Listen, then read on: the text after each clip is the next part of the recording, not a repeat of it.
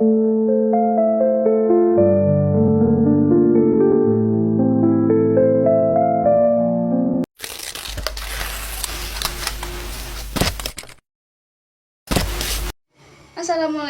warahmatullahi wabarakatuh. Halo teman-teman, selamat datang kembali di podcast kami. Pada episode kali ini, kita akan membahas sebuah tema yang cukup menarik dan juga relevan dengan dunia bimbingan dan konseling Islam, yaitu relevansi hadis Nabi Muhammad SAW dengan teknik advice atau teknik pemberian nasihat dalam bimbingan konseling. Seperti yang kita ketahui, dalam praktik konseling, nasihat seringkali dianggap sebagai sesuatu yang sensitif. Di satu sisi dibutuhkan, tetapi di sisi lain juga harus disampaikan dengan cara yang tepat. Oleh karena itu, pada episode kali ini kita akan mencoba melihat bagaimana Islam melalui hadis Nabi memberikan landasan nilai dalam praktik pemberian nasihat. Untuk pembahasan hal tersebut, sudah hadir bersama kita seorang narasumber yang akan menjelaskan lebih dalam keterkaitan antara hadis dan teknik advice dalam bimbingan dan konseling Islam. Langsung saja kita sapa narasumber kita. Halo, saya narasumber dalam podcast kali ini. Nama saya Yurike Anida Fatma.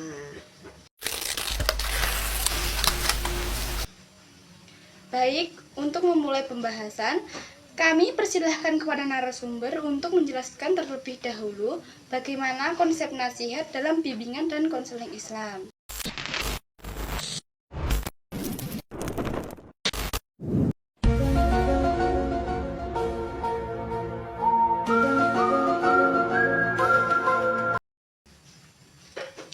Nah, terima kasih kepada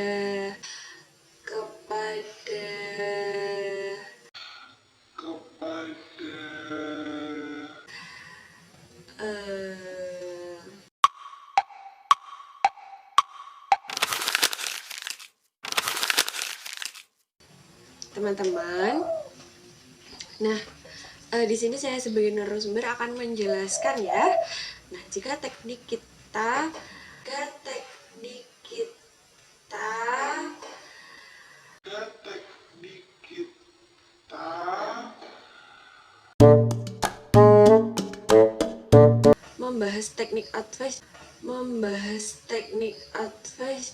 membahas teknik advice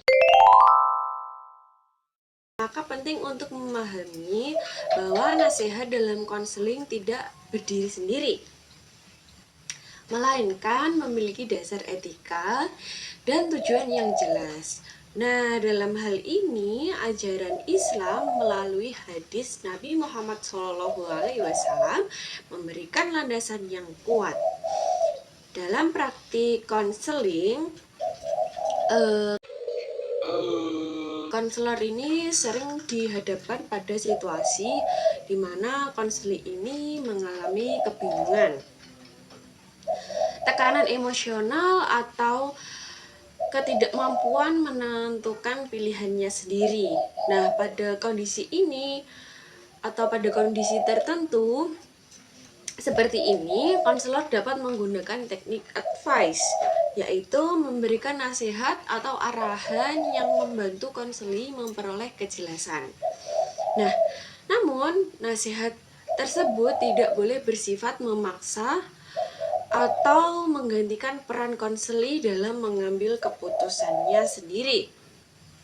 Nah, hal ini selaras dengan prinsip dasar konseling, yaitu membantu konseli agar mampu memahami dirinya dan mengambil keputusan secara mandiri.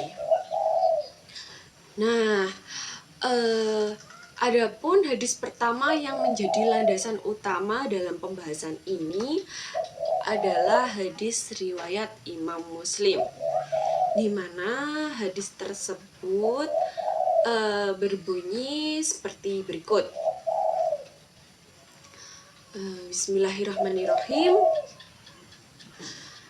Ad-dinun nasihah hulna liman hola lillahi wali kitabihi wali rasulihi wali aimatil muslimina wa amatihim. Nah, artinya kami bertanya, untuk siapa wahai Rasulullah?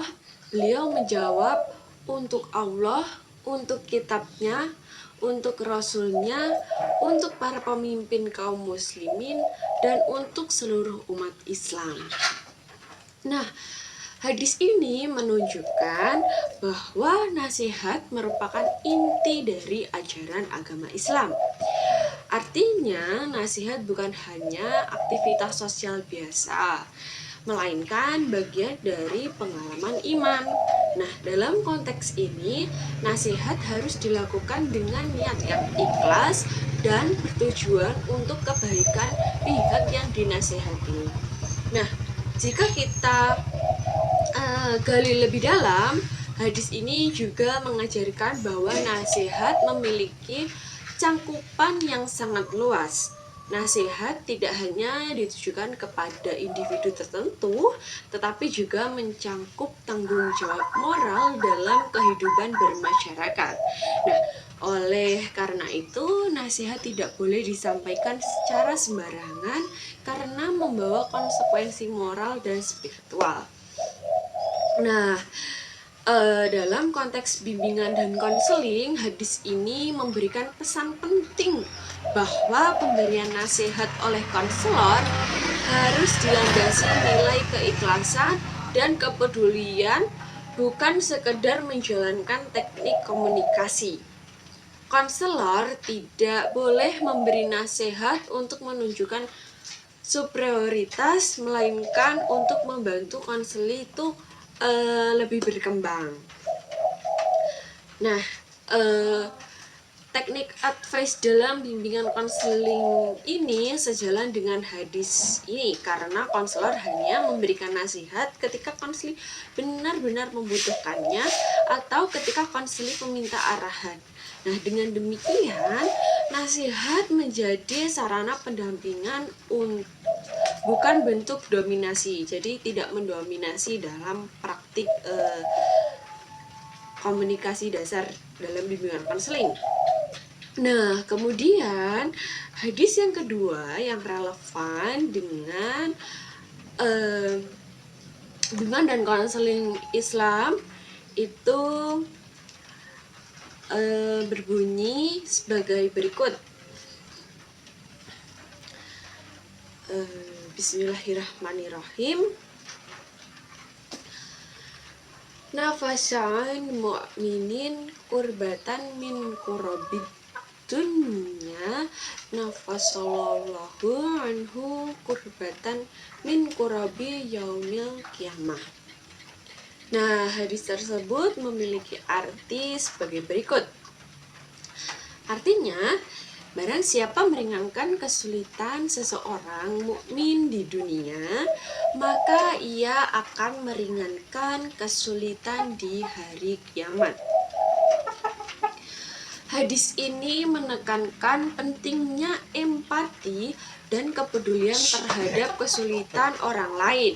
Kesulitan yang dimaksud tidak hanya bersifat materi, tetapi juga mencangkup kesulitan psikologis, emosional, dan sosial. Nah, kalau dalam kehidupan sehari-hari banyak orang yang tampak baik-baik saja secara fisiknya, tetapi sebenarnya dia itu mengalami tekanan batin, kebingungan, dan konflik internal. Nah, dalam kondisi seperti ini, peran konselor itu sangatlah penting ya. Dalam praktik konseling, pemberian nasihat yang tepat pemberian nasihat yang tepat dapat menjadi salah satu cara untuk meringankan kesulitan konseli tersebut. Nah, nasihat yang disampaikan dengan empati dapat membantu konseli merasa dipahami, didukung, dan tidak sendirian. Nah, jadi konseli itu tidak akan merasa sendirian dalam menghadapi masalahnya tersebut. Nah, namun perlu ditekankan bahwa nasihat yang tidak tepat justru dapat menambah beban konseli tersebut.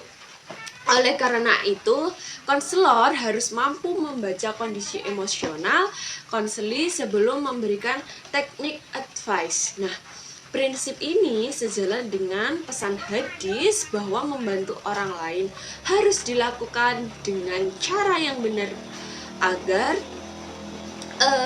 benar-benar meringankan, bukan malah menambah kesulitan konseli itu. Nah, relevansi kedua hadis dengan teknik advice. Nah, itu berkaitan dengan teknik advice ya teman-teman dalam bimbingan konseling Islam. Maka dapat disimpulkan bahwa teknik advice ini memiliki dua dimensi utama, yaitu dimensi etik keagamaan dan dimensi psikologis profesional. Nah, kalau dalam dimensi etik keagamaan, hadis yang pertama yang saya jelaskan pertama tadi tentang agama adalah nasihat itu mengajarkan bahwa nasihat harus dilandaskan keikhlasan dan tanggung jawab moral. Konselor bertanggung jawab tidak hanya secara profesional saja, tetapi juga secara nilai. Nah, sementara itu dari dimensi psikologis profesional, hadis tentang meringankan kesulitan mengajarkan bahwa tujuan utama nasihat adalah membantu konseli keluar dari kondisi sulitnya tersebut. Nah, oleh karena itu, nasihat harus disesuaikan dengan kondisi konseli, baik dari segi usia, kematangan emosional, maupun latar belakang sosial dan budaya. Nah, dengan mengintegrasikan kedua hadis ini, konselor Islami diharapkan mampu menggunakan teknik advice secara bijaksana, tidak berlebihan, dan tetap berorientasi pada kemandirian konseli. Nah, dalam praktik nyata, konselor seringkali tergoda untuk langsung memberikan solusi atas masalah masalah yang dihadapinya. Nah, namun melalui pemahaman hadis ini, konselor diingatkan bahwa nasihat bukan tujuan akhir, melainkan alat bantu. Nasihat yang baik adalah nasihat yang membantu konseli berpikir, bukan menggantikan proses berpikir konseli. Nah, dengan demikian konseli tetap memiliki ruang untuk berkembang, belajar dari pengalaman, dan tanggung jawab atas keputusannya.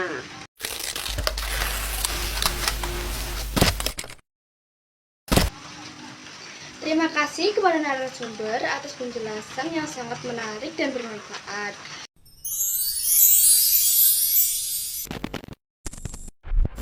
Dari pembahasan tadi, kita dapat memahami bahwa hadis Nabi Muhammad SAW memberikan landasan yang sangat kuat dalam praktik bimbingan dan konseling Islam, khususnya dalam penggunaan teknik advice.